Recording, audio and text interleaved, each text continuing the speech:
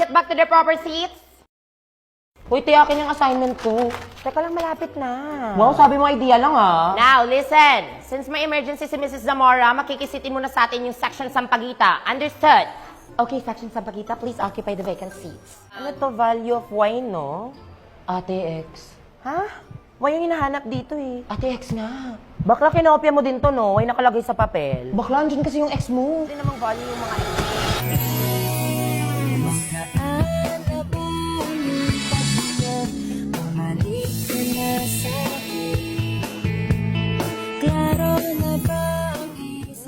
Okay, how was everyone? Okay lang, ma'am. Ako? Okay naman, Gagi. Ano ko ba, matagal na. Kinalimutan ko na sa loob ng 1 year, 5 months, 2 weeks, and 7 days, and 3 hours. Nakalimutan niya nga. Anyways, let's move on. Sana yung iba din. Speaking of moving on, let's have a quick recap.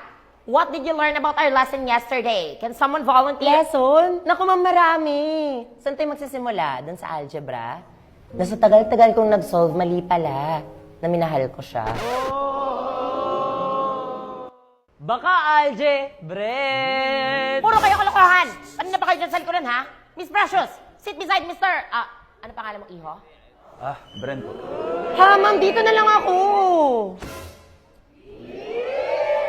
Ma'am naman, eh.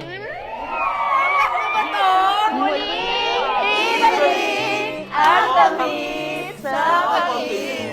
Kaya pa yan, late game! Tignan niyo nga yan para kayong mga bata. Ma'am, ayoko nga dito. Kahit sa ibang seat na lang.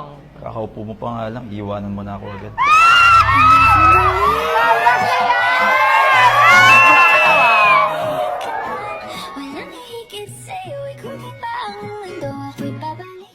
So, mas sweet kami ng first love ko dati kasi 3 beses kami nagbalikan. Ma'am, baka diabetes na yan.